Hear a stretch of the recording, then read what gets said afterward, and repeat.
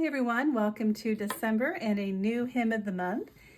And if you are wondering what is included in the Hymn of the Month Club membership, I thought I would show you a sample of what you get every month as a member. And we are looking at Once in Royal David City this month, very fitting for December and Christmas. And this was written by Cecil Alexander, who had a real heart for children. And I enjoyed learning more about her story and sharing that with you inside this hymn study. But she wrote a book of hymns for children. She wrote All Things Bright and Beautiful for children, and she wrote this with kids in mind. But there are big theological truths for all ages. So what we do every month is we break down a hymn by week 1, 2, 3, and 4. Every week we look at a stanza or the refrain. And we have a theme and we have a Bible verse.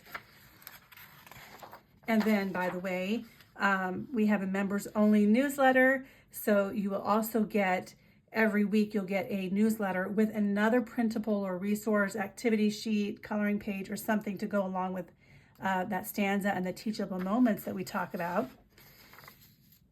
And we have a reference sheet every month, and that is where we have the text of the hymn, scripture references, which I've had some great feedback about. That saves a lot of time if you are one who enjoys finding scripture that goes with the stanza and sharing that with kids. This is all laid out here for you, and it never ceases to amaze me how biblical so many hymns are and how you can find so many Bible verses to go with each hymn. It's like the hymn writers were just sitting there with their Bibles open. Not every hymn, but most hymns, it's very hard to narrow it down to which passage to include. But on this reference sheet, you will see the scripture passages and then a QR code to watch it on YouTube and get the sheet music. We also have a glossary of reflection words. These are good for all ages. It helps explain some words, like the word mean does not mean what you think it means. In this context, it means plain and ordinary. So this is helpful to help you and your kids understand exactly what the song is saying. There's a hymn story for adults. This one is for kids. Try to include a background for different age reading levels. And then this is especially helpful for family worship. You can use these questions as discussion questions and just pick a few. The ones with stars are especially child friendly, but just to help you think through the meaning of the hymn and to have a good conversation about it. Or you can ask your students to write the answers to the questions themselves. Stanza studies, these are for you or for older kids.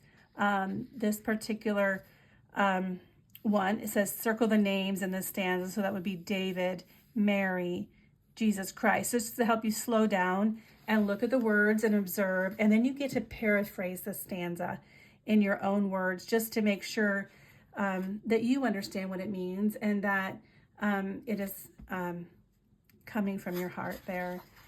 This is for younger students. It's still a stanza study, just more for their level. And there's usually one prompt where they can look at the words and try to find something in that stanza, and then copy the words that are underlined below. They can write more than what is underlined, but that's a nice guide for you. Sometimes stanzas can get quite wordy, and I think it might be difficult for students to write the entire stanza below, but every hymn study comes with coloring pages, and I like to make at least a couple that are fun for you to do along with your students. So these are a couple of pretty ones with quotes from the hymns, and then a word search for you, and then this is the text of the hymn again, but this is where students can mark it up any way you want them to mark it up.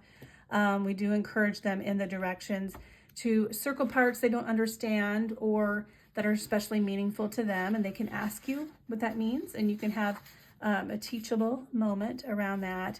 We have reflection words, and they can either look up the definitions to each of these words or use the glossary from the reference page. This is probably my favorite part. This is where students can actually research the hymn writer on their own and really make it personal. What's a question you would ask her? What do you admire the most about her? What's a favorite line to something that she wrote? So, but also they can research the where she's from, when she was born, other people who lived at the same time as her. There is a word search for younger students, a remember it page where they can read through a stanza several times and then write down, try to fill in the blanks by memory. And then we have our mascot, Treble, who has something to say every once in a while in these hymn studies, and then a coloring page for kids. And then just a reminder, as a member, every week you get more resources. So every week you're going to have something that is coming to your inbox, but in the newsletter, you'll get something related to that week's theme and the teachable moments that you'll find in there.